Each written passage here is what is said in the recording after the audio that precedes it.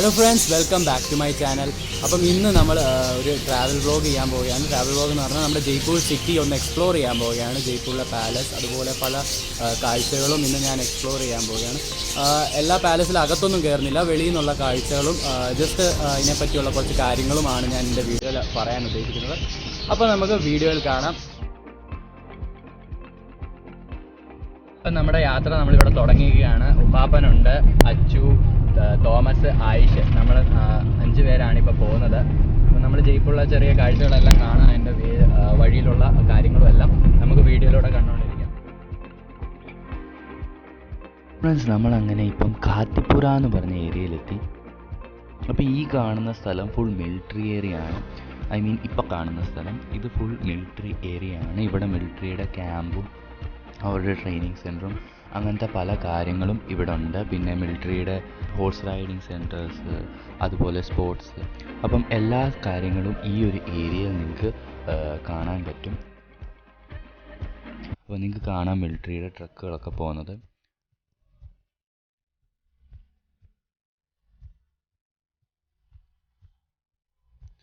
പിന്നെ ആ കാണുന്നതാണ് മിലിറ്ററി സ്കൂള്.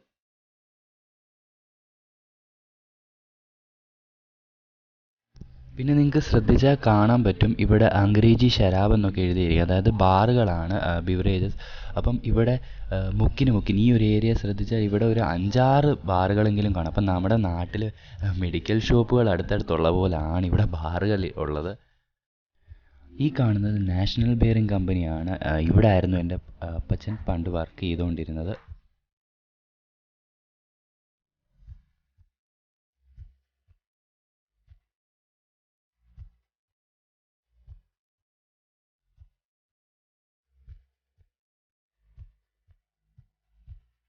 പിന്നെ ഇവിടുത്തെ ഒരു പ്രത്യേകതയാണ്, നിങ്ങൾക്കിങ്ങനെ ഒരുപാട് ഇടങ്ങളിൽ ഇങ്ങനെ പ്രാവുകൾ ശാന്തമായി ഇരുന്ന് ധാന്യമൊക്കെ കഴിക്കുന്ന കാണാൻ പറ്റും.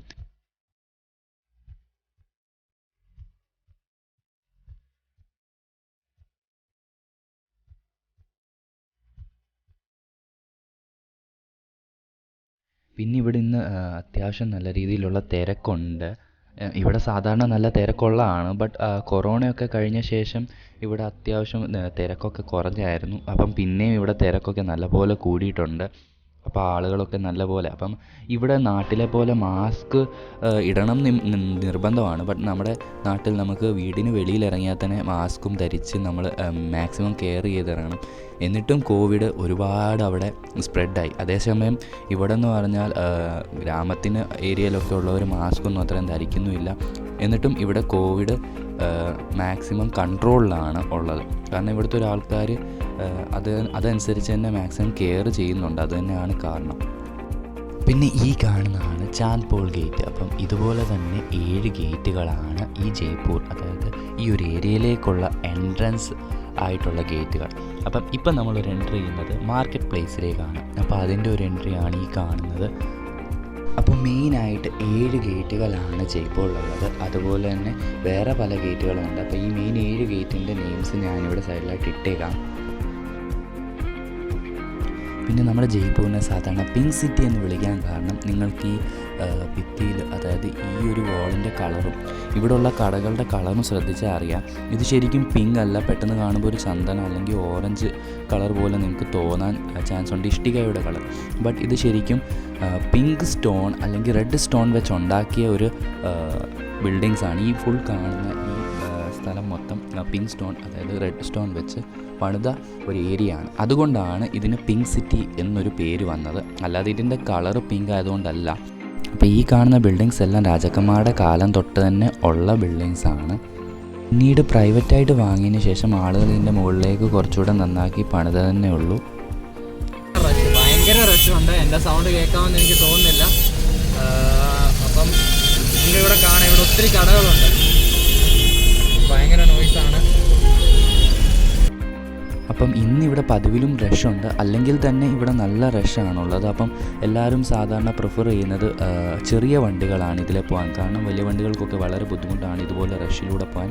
അപ്പോൾ ഇതുപോലെ ഈ കാണുന്ന രീതിയിലുള്ള റിക്ഷകൾ, അതായത് ഇലക്ട്രോണിക് റിക്ഷകളും ആണ്. പിന്നെ പണ്ട് നേരത്തെ ഇവിടെ സൈക്കിൾ റിക്ഷ ഉണ്ടായിരുന്നു. ഇപ്പോൾ അത് വളരെ കുറഞ്ഞിട്ട് ഈ റിക്ഷയാണ് ആൾക്കാർ കൂടുതൽ പ്രിഫർ ചെയ്യുന്നത്. അപ്പം ഇതിലിരുന്നിട്ട് ഒരറ്റത്തുനിന്ന് വേറൊരറ്റത്ത് പോയി അവർക്ക് ഷോപ്പിംഗ് ചെയ്യാനും എല്ലാം വളരെയധികം സൗകര്യമാണ്. ഇവിടുത്തെ തിരക്ക് കണ്ടാൽ ആർക്കും തോന്നത്തില്ല ഇവിടെ കൊറോണ ഉണ്ടെന്നൊന്നും. അതുപോലെ നല്ല റഷാണ് ഇവിടെ. എന്നാലും ഇവിടെ മാസ്ക് ഒക്കെ ഇടണം, സേഫ്റ്റി മസ്റ്റാണ്, പോലീസ് ചെക്കിങ് എല്ലാം ഉണ്ട് ഇവിടെ. അപ്പോൾ നിങ്ങൾക്ക് വെളിവശം നിങ്ങൾക്ക് കാണാൻ പറ്റും. പിന്നെ മാസ്ക് ഇടാതെ കുറേ പേര് നടക്കുന്നുണ്ട്, പിടിച്ച ഫൈനാണ് കേട്ടോ.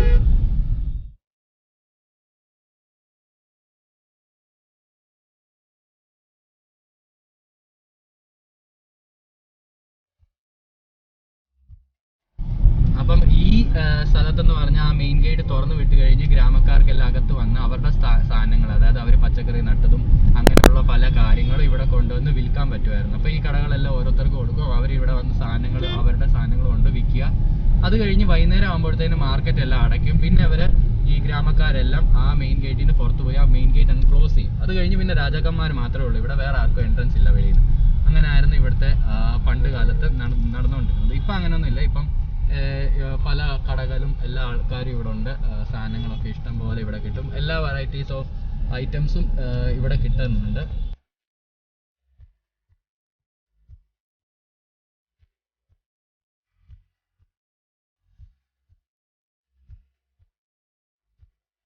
ഇനിയിപ്പോൾ നമ്മൾ ചോട്ടിച്ചോപ്പറിലോട്ട് എടുക്കുകയാണ്. പിന്നെ ഹവാമേൽ ഇവിടെ തന്നെയാണ്. ഹവാമേൽ എന്ന് പറഞ്ഞാൽ വരുന്നത് നമ്മൾ ജയ്പൂരിൽ നിന്ന് സെർച്ച് ചെയ്യുമ്പോൾ ആദ്യം കാണുന്ന മെയിൻ ആയിട്ടുള്ള സ്ഥലം, പിങ്ക് സിറ്റിയിലെ കാണിക്കുന്ന ഹവാമേൽ. പിന്നെ ഇവിടെ സാധനങ്ങളൊക്കെ നമുക്ക് ബാർഗെയിൻ ചെയ്ത് വിലക്കുറവിന് വാങ്ങാൻ പറ്റും. അപ്പോൾ നിങ്ങൾ എന്തെങ്കിലുമൊക്കെ ജയ്പൂർ വിസിറ്റ് ചെയ്യുകയാണ് ഉറപ്പായിട്ട് ഈ സ്ഥലത്തൊക്കെ വരിക, സാധനങ്ങളൊക്കെ വാങ്ങിച്ചുകൊണ്ട് പോവുക. അപ്പം നിങ്ങളുടെ ഫ്രണ്ട്സിനെയും അറിയിക്കുക. എന്നിട്ട് ഈ വീഡിയോ നിങ്ങൾ എല്ലാവരെയും കാണിക്കാൻ ഓർക്കണം കേട്ടോ. പിന്നെ എൻ്റെ ഫ്രണ്ട്സ് എല്ലാം കമൻറ്റൊക്കെ ചെയ്തായിരുന്നു ജയ്പൂർ എന്നാ കാണിക്കുന്നതെന്ന്. അപ്പം ഞാൻ അതുകൊണ്ട് തന്നെ നിർബന്ധിച്ച് ഫോഴ്സ് ചെയ്തു വീട്ടുകാരെ. അതുകൊണ്ടാണ് ഇന്ന് ജയ്പൂർ കാണിക്കാൻ തന്നെ ഇറങ്ങിയത്. അതർവൈസ് ഈ കൊറോണ സമയത്ത് എങ്ങും പോകണ്ട. കാരണം ഞങ്ങൾ ഒരുപാട് വട്ടം ഇവിടെ എല്ലാം വന്നതാണ്, ഈ സ്ഥലങ്ങളെല്ലാം ഒരുപാട് വട്ടം കണ്ട് കറങ്ങിയതാണ് എല്ലാവരും. കൊച്ചിലെ തൊട്ടേ ആരെങ്കിലും ഗസ്റ്റുകൾ വീട്ടിൽ വന്നാലും ഞങ്ങൾ ഇവിടെയൊക്കെ തന്നെയാണ് പോകുന്നത്. കാരണം ജയ്പൂരിൽ മെയിൻ ആയിട്ടുള്ള സ്ഥലങ്ങളാണിത്.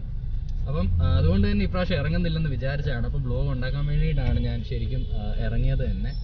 പിന്നെ ഞങ്ങൾ അമ്മച്ചി എപ്പോഴും സാധനങ്ങളെല്ലാം വാങ്ങിക്കാൻ ഇവിടെ ആയിരുന്നു വന്നുകൊണ്ടിരുന്നത്. പിന്നെ ഈ കൊറോണ ആയ സമയം തൊട്ട് പിന്നെ അമ്മച്ചി ഇങ്ങോട്ടൊന്നും വന്നിട്ടില്ല, ഇങ്ങോട്ട് ഇറങ്ങിയിട്ടില്ല. അമ്മച്ചി വീട്ടിൽ നിന്ന് ഇപ്പം അങ്ങനെ അധികം ഇറങ്ങാറില്ല എങ്ങും.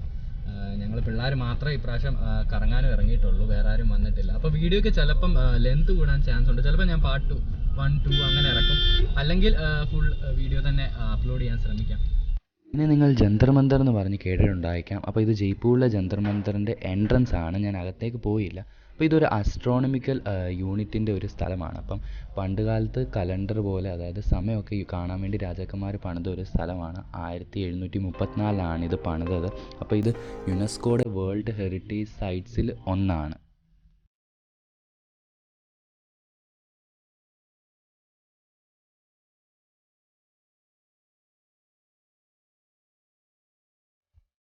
പിന്നെ സവായ് ജയസിംഗ് രണ്ടാമനാണ് ഈ സ്ഥലം മുഴുവൻ, അതായത് കൺസ്ട്രക്ട് ചെയ്യുന്നത്. അദ്ദേഹത്തിൻ്റെ പേരിലാണ് ജയ്പൂർ എന്ന് ഈ സ്ഥലത്തിന് പേര് വന്നത്.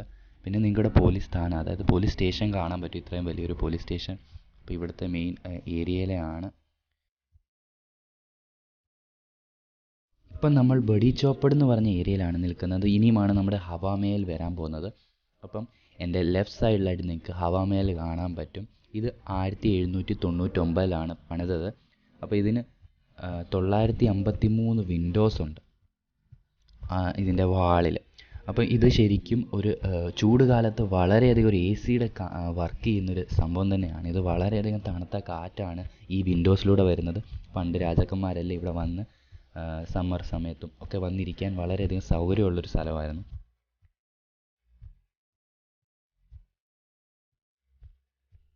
പിന്നെ സവായ് മാൻസിംഗ് ടൗൺ ഹാളാണ് ഈ കാണുന്നത്. ഇതൊരു അൺഎംപ്ലോയ്മെൻറ്റ് ഓഫീസാണ്.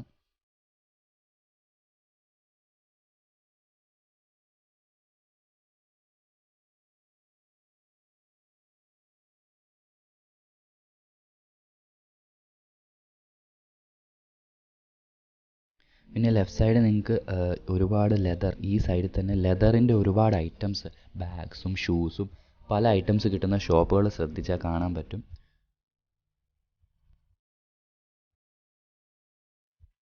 ഇനി ഫ്രണ്ടിൽ കാണുന്ന ഗേറ്റാണ് നമ്മൾ മെയിനായിട്ട് രാജാക്കന്മാരുടെ ഏരിയയിലേക്ക് കയറാൻ പോകുന്ന ഒരു എൻട്രൻസ്. ഇതിന് ശേഷമാണ് രാജാക്കന്മാരുടെ പാലസും അതുപോലെ സൗകര്യമുള്ള ഗാർഡൻസും എല്ലാം ഉള്ള ഒരു ഏരിയ. അപ്പോൾ ഇത്രയും നേരം നമ്മൾ കണ്ടിരുന്നത് ഷോപ്പുകളൊക്കെയുള്ള ഒരു എൻട്രൻസ് ആണ്. ഇനിയുമാണ് നമ്മൾ ആ കൊട്ടാരത്തിലേക്കുള്ള വഴിയിലേക്ക് എൻ്റർ ചെയ്യുന്നത്. ഈ ഗേറ്റ് സൊറാവർ സിംഗ് ഗേറ്റ് എന്നാണ് അറിയപ്പെടുന്നത്.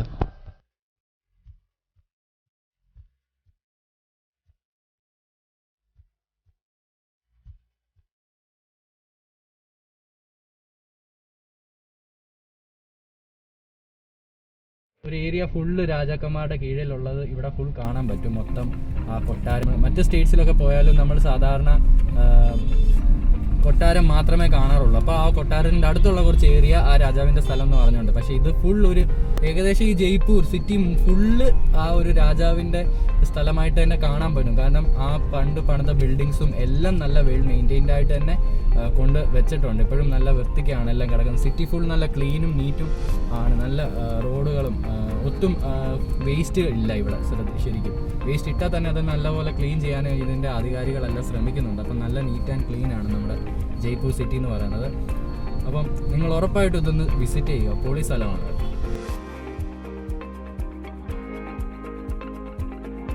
പിന്നെ നിങ്ങളുടെ നാട്ടിൽ ഇവിടെ എന്തെങ്കിലുമൊക്കെ വരുവാണെങ്കിൽ നമുക്ക് പെർഫെക്റ്റ് ആയിട്ട് ഒരു ഗൈഡ് ഇവിടെ ഉണ്ട്. എല്ലാം അറിയാം ഈ സ്ഥലത്തിനെ പറ്റി. എനിക്കും ഫുൾ ഹെൽപ്പ് ചെയ്യുന്നുണ്ട്. നല്ല രീതിയിലെല്ലാം പറഞ്ഞു തരുന്നുണ്ട് പാപ്പൻ. അപ്പം അതുകൊണ്ട് തന്നെയാണ് ഞാൻ കുറേ കാര്യങ്ങൾ എനിക്ക് തന്നെ അറിയാത്ത കുറേ കാര്യങ്ങൾ പറഞ്ഞു തന്നത്. സാധാരണ ഇവിടെ വന്നു കഴിഞ്ഞാൽ ഒരു ഗൈഡിൻ്റെ ഹെൽപ്പ് വേണ്ടി വരും. പക്ഷേ എല്ലാം ഉപ്പാപ്പൻ നല്ലതായിട്ട് പറഞ്ഞു തരുന്നുണ്ട്. അപ്പോൾ റൈറ്റ് സൈഡ് നിങ്ങൾക്ക് നല്ല പച്ചപ്പും ഗാർഡനിങ്ങും കാണാൻ പറ്റും. ഇനി വരാൻ പോകുന്നത് ജൽമേലാണ്.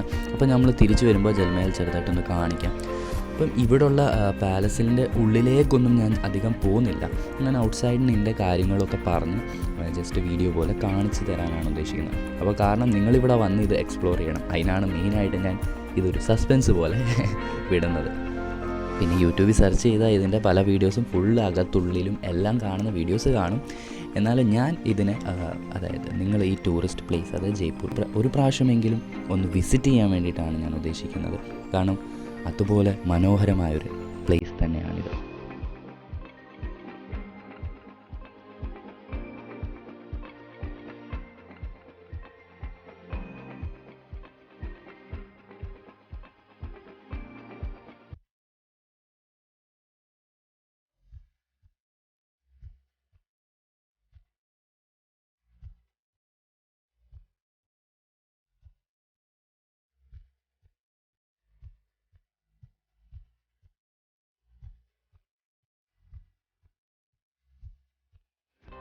പിന്നെ ഫൈനലി ഗൈസ് നമ്മൾ നമ്മുടെ അമേർ പാലസിൻ്റെ ഫ്രണ്ടിലൂടെയാണ് ഇപ്പോൾ പോയിക്കൊണ്ടിരിക്കുന്നത്. നിങ്ങൾക്ക് സൈഡിലായിട്ടൊരു ചെറിയ ലേക്ക് പോലെ പണിത് വെച്ചിരിക്കുന്നത് കാണാം. ഇതെല്ലാം ഹാൻഡ് അതായത് ഹ്യൂമൻ മെയ്ഡാണ്. ഇത് ഈ ഫുൾ ഗാർഡനിങ് ഈ പാലസും ഇതെല്ലാം അതായത് നോർമൽ നാച്ചുറലായിട്ടുള്ളതല്ല. അപ്പോൾ ഈ പാലസിൻ്റെ ഭംഗിയും ആ വലിപ്പവും നിങ്ങൾക്ക് കാണാൻ പറ്റും. ഈ ഏരിയ തന്നെ വളരെ മനോഹരമായ രീതിയിലുള്ള കൺസ്ട്രക്ഷനിലാണ് ഉണ്ടാക്കിയിരിക്കുന്നത്. അമേർ പാലസ് ഫസ്റ്റ് ഡെസ്റ്റിനേഷനായ നമ്മുടെ അമേർ പാലസിൻ്റെ അടുത്ത് എത്തിയിരിക്കുകയാണ്. അപ്പോൾ നിങ്ങൾക്ക് ബാക്കിലായിട്ട് പാലസ് ഫുള്ള് കാണാൻ പറ്റും. നല്ല രസമുണ്ട് കാണാൻ. ഇവിടെ നല്ല തിരക്കാണ്. ഈ ഒരു സ്ഥലത്തിൻ്റെ പേരും അമേർ എന്നാണ്. അമേറിലാണ് ഈ ഒരു പാലസ് ലൊക്കേറ്റ് ചെയ്തിരിക്കുന്നത്. അപ്പോൾ ഈ പാലസ് പണിതത് രാജ മാൻസിംഗ് എന്ന് പറഞ്ഞ രാജാവാണ്. അപ്പോൾ നമ്മൾ അമേർ ഫോർട്ടിൻ്റെ അകത്തേക്ക് ഉള്ളിലേക്ക് പ്രവേശിക്കുകയാണ്. ഇതിനെ അംബർ ഫോർട്ട് എന്നും വിളിക്കും.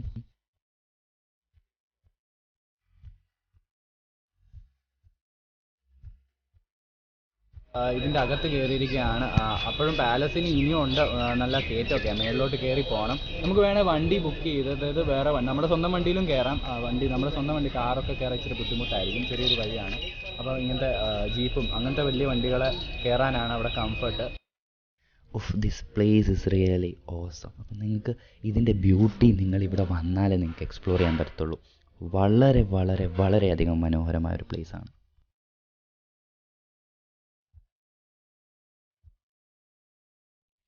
അപ്പം നമ്മൾ നിൽക്കുന്നത് തന്നെ ഒരു ഗാർഡനിലാണ്. അതിനൊപ്പം തന്നെ നിങ്ങൾക്ക് താഴത്തായിട്ട് വേറൊരു ഗാർഡനും കാണാം. അപ്പോൾ ഒരുപാട് ഗാർഡൻസ് എല്ലാം ഉള്ളൊരു പ്ലേസ്.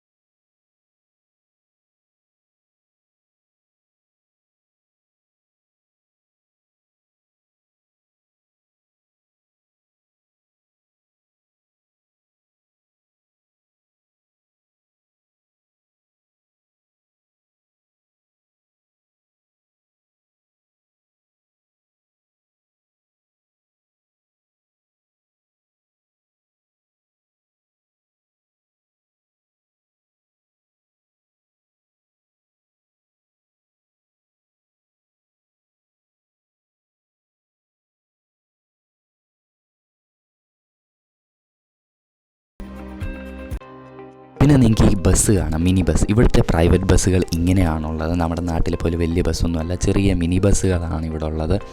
അപ്പം ഇതിന് സൈഡിലായിട്ട് ചെറിയ സീറ്റുകളാണുള്ളത്. ഇരുന്നും നിന്നുമാണ് പോകുന്നത്. പിന്നെ ഇവിടുത്തെ റോഡ് വേസ്, അതായത് RSRTC നിങ്ങൾക്ക് കാണാൻ പറ്റും.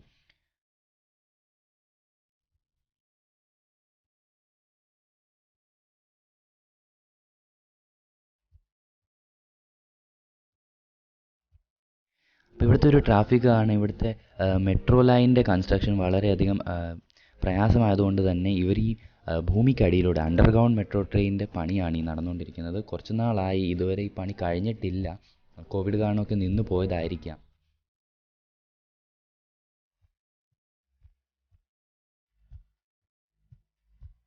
അപ്പോൾ ഇനി നമ്മൾ ആൽബർട്ട് ഹോൾ മ്യൂസിയത്തിൻ്റെ ഫ്രണ്ടിൽ കൂടാണ് പോകാൻ പോകുന്നത്. വളരെ സൂപ്പർബായിട്ടുള്ളൊരു മ്യൂസിയം. ഇതിനകത്ത് പല ഹിസ്റ്റോറിക്കൽ ഐറ്റംസുമുണ്ട്. പിന്നെ രാത്രിയിലെ കാഴ്ചയാണ് ഈ പ്ലേസസിൻ്റെ കാണാനുള്ള ലൈറ്റിംഗ് ഒക്കെ വെച്ച് ഒരുപാട് മനോഹരമായുള്ള കാഴ്ചയാണ്. അപ്പോൾ ഇത് സിറ്റുവേറ്റ് ചെയ്യുന്നത് രാംനിവാസ് ഗാർഡനടുത്താണ്. പിന്നെ അടുത്തൊരു സൂ ഉണ്ടായിരുന്നു. ബേർഡ് ഫ്ലൂ കാരണം ഒരുപാട് മൃഗങ്ങൾ ചത്തതിന് കാരണം അതിനെ അമേറിലെ ഒരു സ്ഥലത്തേക്ക് മാറ്റി.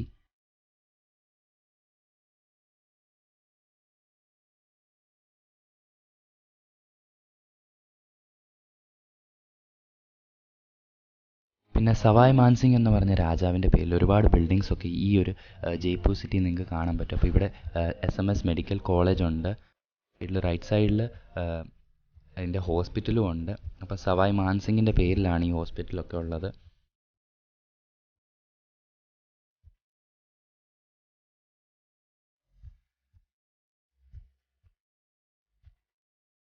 അപ്പോൾ ഫ്രണ്ട്സ്, ഇനിയും വരാൻ പോകുന്നത് ഒരു വൈറ്റ് മാർബിളിൽ പണിത ഒരു ടെമ്പിളാണ്. ബിർള മന്ദിർ എന്നാണ് ഇതിൻ്റെ പേര്. ഇത് ഒരു ലക്ഷ്മി നാരായണ ടെമ്പിളാണ്.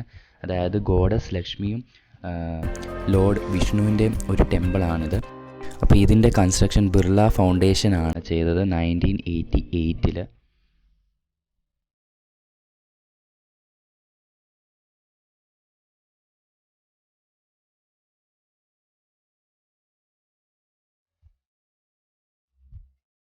ഈ കാണുന്ന SDMA Santokh ba Durlabh ji memorial hospital, ജയ്പൂരിലെ ഏറ്റവും വലിയൊരു ഹോസ്പിറ്റലാണ് ഈ കാണുന്നത്.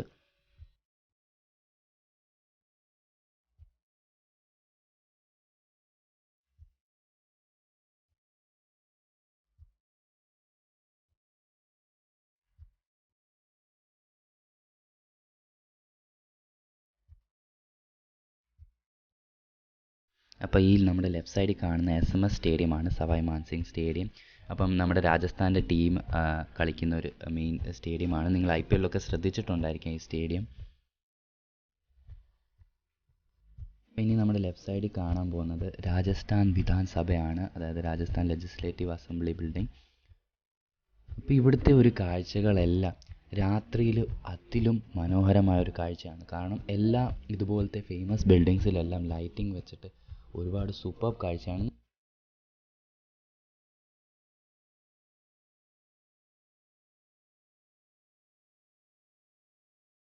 അപ്പോൾ തിരക്കിൻ്റെ കാര്യം അന്വേഷിച്ചപ്പോഴാണ് അറിഞ്ഞത് രാഹുൽ ഗാന്ധി ഇവിടെ വിസിറ്റ് ചെയ്തിട്ടുണ്ടായിരുന്നു. അപ്പോൾ അതുകൊണ്ട് തന്നെ മുക്കിന് പോലീസുകാരും ഒക്കെ ഇവിടെ ഉണ്ടായിരുന്നു. അപ്പോൾ ഈ ഒരു ഏരിയ എന്ന് പറയുന്നത് മിലിറ്ററിക്കാരും അതുപോലെ ഗവൺമെൻറ് ഓഫീസേഴ്സും എല്ലാം താമസിക്കുന്ന ഒരു ഹൈ ക്ലാസ്, അതായത് വലിയ പാർട്ടീസ് താമസിക്കുന്ന ഒരു ഏരിയ ആണ്.